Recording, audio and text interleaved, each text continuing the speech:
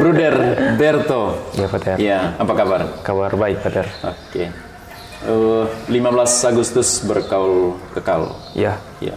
Tapi sebelum kita ngomong kaul kekal itu, Bruder Berto asal dari mana? saya dari Kabupaten Aikyo, Paroki Wudu, Hati Tersuci Santa Maria Wudu. Hati Tersuci Santa Maria Wudu. Dan Paroki Wudu itu sekarang dilayani oleh Imam SVD, Pastor Imam SVD. SVD. Ya. Apakah ada kaitan antara SVD dengan ketertarikan Berto untuk masuk biara atau masuk SVD? Saya kira ada. Ya, bagaimana itu? Saya sharing sedikit bahwa saya sebetulnya tidak punya keinginan atau cita-cita untuk masuk biara. Selesai SMA 2014, saya urus surat-surat untuk melanjutkan kuliah, tidak punya keinginan untuk masuk biara. Tetapi persis pada waktu itu ada frater-frater dan bruder-bruder novis dari novisiat Sang Sabda Ruteng yang mengadakan live-in di kami punya paroki, dan satu dapat di kami punya KUB. Mereka tiba, lalu segala aktivitasnya saya tidak pernah terlibat dengan mereka. Mau rekoleksi, mau doa malam, segala macam, doa rosario, atau pergi ziarah ke gua, saya tidak pernah terlibat. Karena pada waktu itu saya sedang urus surat-surat untuk pergi kuliah. Oke. Setelah itu mereka punya masa live-in-nya habis dan mereka pulang ke novisiat Sang Sabda Kuwu. Lalu mama, saya bisa panggil emak, minta nomor dari Bruder Dede, salah satu formator di novisiat Sang Sabda Kuwu. Setelah itu saya tidak tahu mama punya komunikasi dengan Bruder Dede seperti apa. Tapi saya tiba-tiba suatu malam mama dan kakak panggil saya, kakak sepupu, panggil bilang, engkau tidak usah pergi kuliah sudah. Lalu saya bingung, saya tidak tahu alasan mereka bilang terus pergi kuliah. Lalu bilang masuk biara saja. Oke, saya tinggal ikut saja. Lalu berkas-berkas yang lain yang saya sudah urus untuk kuliah sekaligus saya pakai untuk masuk biara. Lalu mama dan kakak juga urus, saya punya membantu saya punya segala sesuatu untuk datang masuk biara, termasuk mau pergi tes ke Turki juga itu mama yang cari tahu, bukan saya yang cari tahu. Karena itu mama punya keinginan bahwa saya mau masuk biara. Sudah ke Turki dengan kakak, lalu tes habis datang. Itu mungkin perjalanan singkat sehingga saya masuk ke SPD. Apakah itu artinya bahwa engkau terpaksa masuk? Tidak, sebetulnya iya. Kalau bilang terpaksa iya, karena saya tidak bercita-cita untuk masuk biara. Saya punya cita-cita lain untuk pergi kuliah, tapi karena mama punya keinginan, bukan hanya mama tapi keluarga besar juga punya keinginan seperti itu. Lalu setelah itu sampai di sini baru bahwa saya punya motivasi tersendiri untuk hidup membiara. Lalu dengan aturan-aturan kehidupan membiara yang saya sudah alami di sini, akhirnya bahwa saya mengalami pemurnian motivasi, lalu mengalami panggilan itu sendiri. Itu saat kapan? Saat masuk. Merasa tidak lagi atau abaikan pemaksaan yang awal dulu, dan sekarang memang saya menikmatinya dan menjalani sampai sekarang. Itu terjadi setelah saya tes. Setelah saya tes dan saya dengar bahwa lulus, itu pikiran untuk pergi kuliah saya sudah pikir lagi. Saya hanya masuk biara sudah. Masuk di biara Santo Conradus ND masa postulat. Ya. Itu tahun berapa?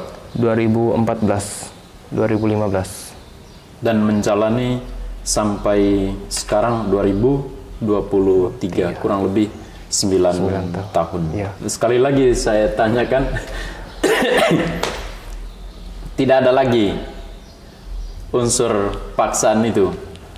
Tidak ada lagi. Sekarang dengan apa namanya? Punya kebebasan sendiri. Kehendak bebas tanpa paksaan. Itu kan bunyi rumusan kalau kita dalam melamar untuk berkaul pertama atau pembaruan kaul dan sekarang kaul kekal. Apa yang Bruder Berto rekam soal perasaan orang tua sejak saat awal masuk dan juga sampai sekarang terutama? saat diikrarkan kalau gagal? Segera orang tua bahagia sekali. Oke. Itu misalnya Bapak mama masih ada? Ya masih. Oke. Misalnya ketika saya ada tantangan atau saya mengalami penurunan dalam motivasi panggilan, saya beritahu ke mama selalu bilang, oh gini jalan keluarnya begini. Oke. Mama selalu memberikan solusi yang terbaik untuk saya. Dan saya paling sering komunikasi dengan mama ketimbang bapak. Bapak itu tunggu ada hal-hal mendesak atau ada kebutuhan-kebutuhan di rumah yang saya perlu tahu dari bapak baru saya. Itu kira-kira kenapa? Entah kenapa ya, tapi mungkin karena kedekatan saya dengan mama tuh lebih dengan ketimbang bapak. Hal apa yang paling penting yang Bruder Berto pernah sharingkan atau minta solusi mama? Itu di penghujung kuliah. Saya bilang, kuliah di Kupang. Di Universitas Politeknik Pertanian Negeri Kupang. Politeknik Pertanian Negeri Kupang. Studi tentang apa? Jurusan peternakan, program studinya kesehatan hewan. Kesehatan hewan. Ya. Jadi Menteri Hewan. Ya. Gelarnya apa itu? Ahli Madya Veteriner. Oh, saya kira MH. Ahli Madya Veteriner. Veteriner. Veteriner. Iya, veteriner itu yang kesehatan hewan.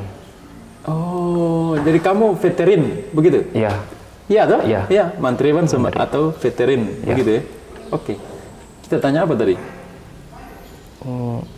Hal yang paling penting yang diseringkan kepada mama dan Bruder Berto butuh sekali solusinya atau butuh didengar. Itu yang di masa kuliah itu. Pas di penghujungan masa kuliah, lalu saya diminta oleh pembimbing untuk pergi lomba pembimbing. Saya punya pembimbing TA, pembimbing 2, dan dia beritahu bilang, Bruder harus ikut lomba, kalau tidak saya tidak ACC, Bruder punya TA. TA itu apa? Tugas akhir. Bukan skripsi istilahnya. D3 TA. Dia laporan sih, hanya kami di kampus lebih sering menggunakan istilah TA. Oke. Lalu beliau sampaikan bahwa kalau Bruder tidak pergi lomba, maka Bruder punya TA saya tidak ACC. Lalu saya punya pembimbing 1 desak saya harus naik ujian sudah, karena saya punya laporan TA itu sudah rampung, sudah selesai semua. Lalu saya bimbang, dilematis tuh. Saya mau pilih yang mana? Dua-dua pembimbing 1 dan pembimbing 2. Akhirnya saya sampaikan ke pembimbing 1 boleh Bruder pergi lomba. Lalu pergolakan itu saya sampaikan ke mama. Mama bilang, kalau memang itu untuk kebutuhan studi, ya wajib aku ikut. Lalu saya bilang, iya tapi kan di biara juga punya tuntutan lain. Harus selesai tepat pada waktunya. Kalau lebih daripada itu, mama bisa bayar sendiri uang regisnya. Keluarga bayar sendiri. Mama bilang, mau bayar berapa, kami siap bayar. Yang penting engkau tetap di biara. Sama baik kalau orang pertahankan saya di biara. Kaget saya punya masa studinya lewat, lalu orang dikeluarkan saya, itu kan fatal juga. Tapi mama bilang, tidak apa-apa, pokoknya engkau ikut saja tugas akademik karena engkau diutus dari SPD untuk pergi studi. Oke, akhirnya saya ikut pergi lomba. Setelah itu saya pulang lomba, saya punya ganti lagi, saya punya pembimbing 1 yang cuek. Saya punya pembimbing 2 desak, naik ujian sudah. Saya pembimbing 1 bilang, lepas dia suka, lalu sesuka dia waktu mau ujian, dia masih ikut lomba. Tapi saya bersyukur juga saya pergi lomba, saya pulang ada nama sedikit bawa juara, jadi itu yang saya kira yang membuat saya punya pembimbing 1 lulus sedikit karena hasil itu. Dan lomba di mana? Lombanya di Sumatera Barat. Lomba apa itu? Lomba dia ambil sampel darah ayam, kita deteksinya penyakit ayam itu apa. Mereka siapkan ayam, lalu mereka buat penilaian dari kita ambil sampel darah, siap alat dan bahannya, lalu kita deteksinya seperti apa dengan hasilnya. Individu atau tim? Individu. Tapi memang kami pergi beberapa orang, tapi saya lombanya individu. Kami pergi 4 duanya pakai kelompok, satunya pakai kelompok 2 orang, sedangkan kami berdua lainnya itu individu. Ya. Oh iya. Oke. Selama perjalanan kurang lebih 9 tahun di Biara, masa pendidikan dasar dalam SPD, sejak di ND, lalu di mana? Ruteng. Ruteng. Ruteng, lalu pulang ke Kupang, lagi. lalu kembali ke ND lagi. Ya. Apa yang paling besar yang Bruder Berto perjuangkan untuk selesaikan? Itu berarti seputar tantangan lah dalam perjalanan 9 tahun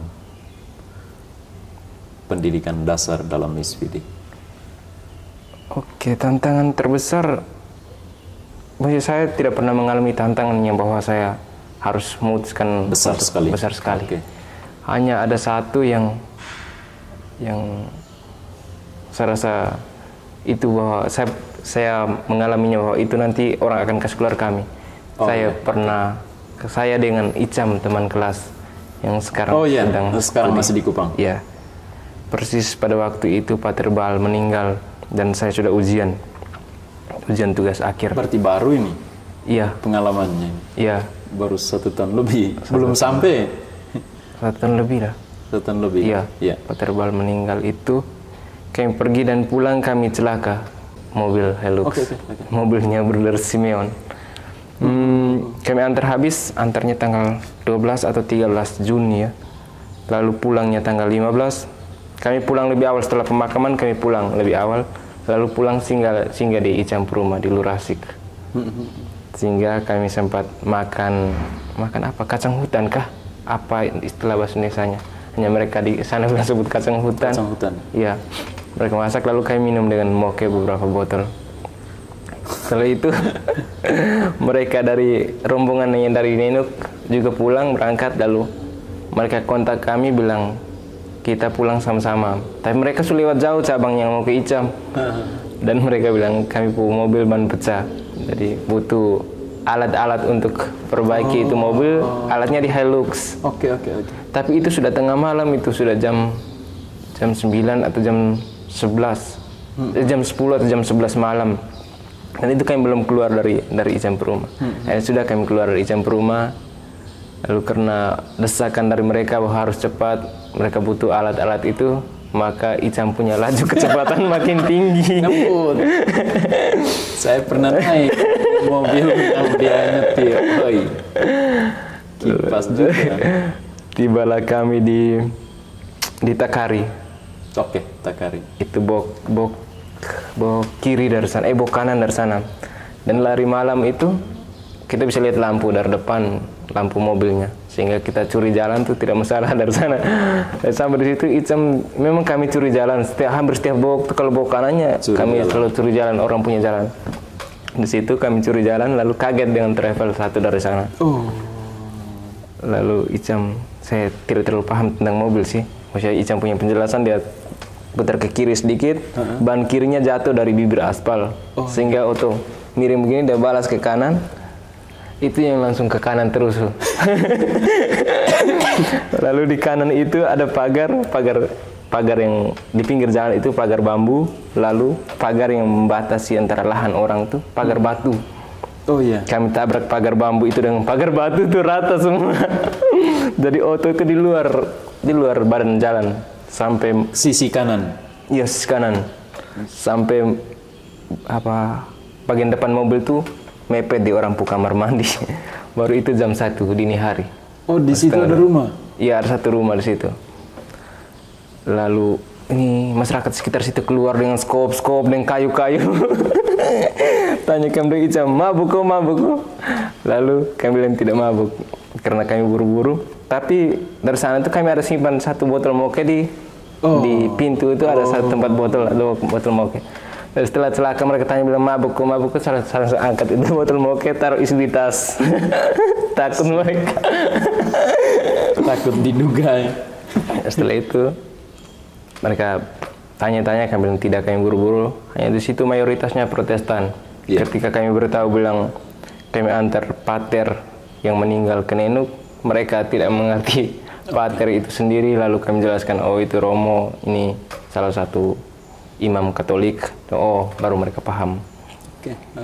Akhirnya mereka bantu tarik mobil, tapi mobil ban kanan itu ban pecah rata, jadi tidak bisa tarik dengan gas, juga tidak bisa tarik dengan sambil bunyi. Akhirnya kami tahan satu tangki Pertamina, tahan, bantu tarik, sudah tarik keluar habis, kami ganti ban lasirefnya, ganti habis ban lasirefnya juga itu kempes. Akhirnya sudah kami dua tidur di Takari. Setelah itu mereka yang kontak kami itu, mereka mungkin sudah dapat alat-alat dari mobil lain, mungkin mereka pinjam orang punya, dan mereka sudah tidak kontak kami lagi setelah kami celaka. Dan kami tidak beritahu pada waktu itu. Kalau kami beritahu mungkin kan sudah dekat, mungkin tinggal lagi 7 atau 8 kilo yang dari lokasi kami celaka tiba di mereka yang ban pecah itu. Oh iya. Itu kalau kami beritahu pasti mereka 3-4 auto pulang pergi lihat kami. Jadi kami tidak beritahu, kami tidur Takari. Hari pagi Icam suruh saya jaga mobil, dia pergi tambal ban, ganti ban, jam 8 atau jam 9 kami dari Takari pulang ke Kupang. Tiba di Kupang kami simpan mobil, masih duduk minum. Sepanjang perjalanan kami diskusi mau sampaikan apa ke tuan mobil, lalu kita nanti sampai di komunitas orang ngomong kita bagaimana. Lalu saya sempat kelakar bilang, saya ini tidak masalah karena saya sudah selesai kuliah. Sebelum itu nada-nada kelakar. Sampai di komunitas, kami parkir mobil, simpan di komunitas karena mobil itu bersemion tinggal di komunitas atas, di komunitas atas, ya. Sofirdi. Simpan habis, kami duduk minum habis, pergi antar mobil naik ke atas. Dan kami tidak bertahu di komunitas yang kami tinggal. Naik ke atas bertahu bersemion bilang tidak apa-apa, itu kan benda mati dan kita hidup di atas roda, pasti yang begitu tuh otomatis. Dan ketika kamu belum sampai ke kami punya lokasi yang ban pecah itu lama sekali, dan saya tahu bahwa kamu pasti celaka. Tapi itu dugaannya bersemion, dan dugaannya benar, dia sampaikan seperti itu. Lalu baru bersemion terendah hati sekali, dia tidak tahu marah. Jadi kami dengan perasaan dulu, oke nanti kan hari Sabtu celaka waktu itu, dia kasih tahu ke Ica bilang, nanti hari Senin engkau bawa mobil ke bengkel perbaiki. Iya. Bagaimana hal itu dijadikan hal yang tantangan? Ya, hal yang menantang atau dalam tanda kutip bahaya yang mengancam panggilan, atau letaknya pada kecemasan itu? Ya, kecelakaan, bahwa kalau kecelakaannya, kalau kami dari korban yang cukup tragis pasti dikeluarkan, itu juga salah satu. Responsnya rektor? Kami tidak sampaikan ke rektor waktu itu. Langsung ke tuan mobil? Iya, langsung ke tuan mobil. Oh begitu. Dan kami punya kecemasan tersendiri bahwa kalau komunitas tahu pasti kami dikeluarkan itu. Tapi selanjutnya ya mereka sudah tahu. Iya. Sepandai-pandainya tupai melompat. Kan sepandai-pandainya menyembunyikan hal yang rahasia akan terbuka juga. Oke. Dan lega setelah hal itu direspons oleh Bruder Simeon. Iya. Dia memang selalu banyak senyum. Iya. Oke. Dan itu juga tidak pernah diinfokan ke orang tua ya? Oh, saya pernah sampaikan ke orang tua. Iya. Itu waktu itu Mam tua sempat marah karena bahwa kami lari auto. Biar saya alasan bilang kami buru-buru begini, tetap Mam tua marah bilang, kalau kau mati di situ siapa yang tanggung jawab? Saya bilang, ya saya dibiara, tidak masalah tuh. Mam tua bilang syukur karena kamu tidak mati. Oke. Saya kira itu pengalaman di penghujung pendidikan dasar dalam SPD. Iya. Dan sekarang Bruder Berto sampai pada tahap ini mengikrarkan kaul kekal pada 15 Agustus 2023. Motonya apa itu, Bruder? Moto pribadinya, Tuhan akan menyelesaikannya bagiku. Apa yang belum selesai? Saya punya perjalanan masih panjang. Sehingga Tuhan, oh ya, Ya saya kira semua orang perjalanan masih panjang. Tapi inti dari yang mesti diselesaikan itu apa? Atau tidak seperti pertanyaan itu refleksinya? Ya, saya kira itu pergumulan pribadi yang sampai saya putuskan untuk jadikan itu sebagai moto. Iya. Bahwa saya punya pergolakan pribadi atau saya punya tantangan-tantangan itu, saya selalu mengadu ke Tuhan, mengadu ke orang tua, dan Tuhan yang menyelesaikannya itu. Oh iya, misalnya ada soal. Ya. Ya. Setelah saya sampaikan ke Bapak Mama, pasti saya ke Kepela untuk doa. Misalnya saya punya tantangan atau yang satu yang saya sharing tadi, saya celaka, itu sempat pergi ke Kepela untuk doa, bersyukur bahwa celakanya tidak mati. Oke. Dan itu saya biarkan bahwa Tuhan yang menyelesaikannya. Dan setelah kau kekal, itu kan orang bilang, saya kira itu sebuah perjuangan baru. Bagaimana moto itu menguatkan Bruder Berto untuk perjuangan ke depan? Oke, moto itu saya kira juga ini karena ke depan dengan otomatis saya punya banyak tantangan. Yang dari formasi saya sudah punya banyak tantangan, apalagi ketika menghadapi dunia-dunia yang sangat kompleks seperti ini, pasti di tempat misi. Iya, ya. Tantangan pasti lebih banyak. Misinya memang kemana? Misinya kamu ragu mau ucapkan itu di mana tadi? Afrika Barat di provinsi Ghana. Di Ghana. Iya. Saya kira tantangan banyak. Tantangan di budaya, psikis, juga fisik. Iya. Atau tantangan apa lagi? Alam. Lingkungan budaya, alam juga. Tapi siap. Siap kalau ketaatan. Ya, yang disiapkan apa? Yang disiapkan apa? Diri, persiapan pribadi misalnya, mulai belajar bahasa atau nonton tutorial tentang. Oh ya, oke. Itu. Lalu di sana bahasa apa? Prancis? Bahasa Inggris. Oh, bahasa Inggris. Oh, ya. Itu negara-negara jajahan Inggris ya. Oh, bukan Prancis ya? Inggris. Sorry. Orang tua kerja apa? Mama ibu rumah tangga, bapak petani. Dan Berto anak ke? Saya anak kedua. Dari? 8 bersaudara. Oh, banyak. Laki-laki berapa orang? Kami berlima. Pantas Mama. Bahkan Mama dorong 3 orang. Memang masuk di arah dia 2 orang masuk di belakang. Iya Oke. Adik perempuan 1 juga masuk suster. Oh ya. Jadi perempuan 3. Ya. 3 orang. Pantas. Saya kira itu dasarnya. Atau Bruder Berto tidak lihat itu? Saya tidak lihat itu. Yang Bruder Berto tahu tentang mama yang ingin sekali anaknya masuk biara. Itu keinginan terbesar keluarga, bahwa karena kami keluarga yang cukup besar, lalu tidak ada satu pun yang untuk Tuhan. Mungkin. Dan ini bisa jadi hasil doa mama juga. Iya, saya kira benar. Iya. Mensinya Uskup Apin, Uskup Tanjung Karang itu. Mamanya mendoakan anaknya bukan hanya jadi imam, jadi uskup. Dan ketika dia mau meninggal, dia titipkan pesan kepada anak-anaknya, tetap mendoa kepada mama kecil, bapak kecil. Tetap mendoakan supaya dia jadi uskup. Seni itu. Dan dia titipkan juga kepada keluarga yang muslim, doakan sama-sama. Iya. Kamu punya ponakan om jadi uskup. Oke.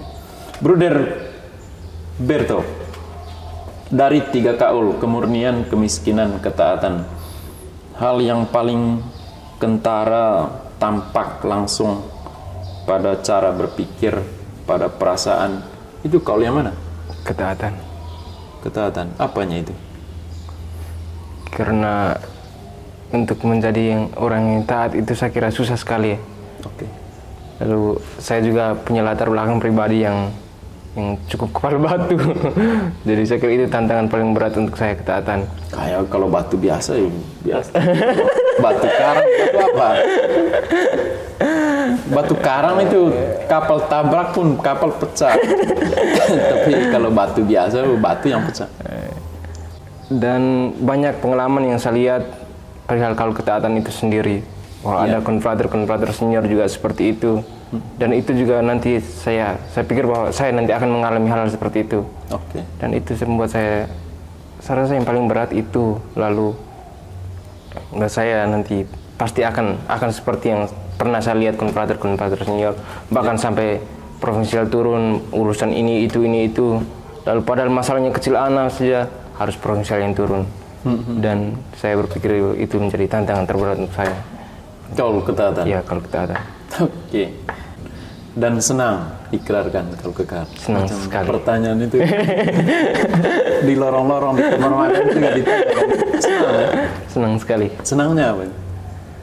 Karena keinginan orang tua terwujud, bukan? Ya, itu salah satu sih. Saya kira itu tambahan. Dulu memang, kalau tapi sekarang ini tambahan keinginan orang tua terwujud. Setelah saya mengalami kehidupan di arah seperti ini, lalu sampai saya punya perjuangan telah selesai dan sampai pada titik ini, saya punya perasaan lega, lalu senang, bahagia juga.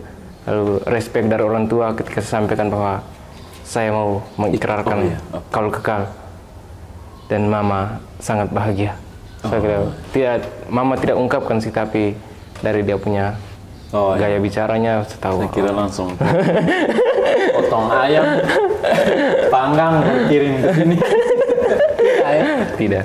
Tidak. Oke, mereka bahagia. Ya, saya kira itu bagus.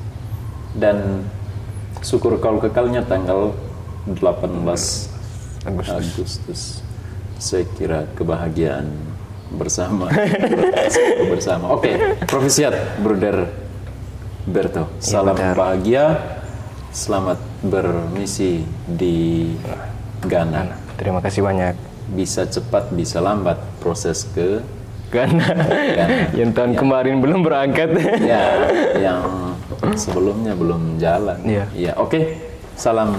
Terima kasih, Water. Oke, salam bahagia. Terima kasih, teman-teman.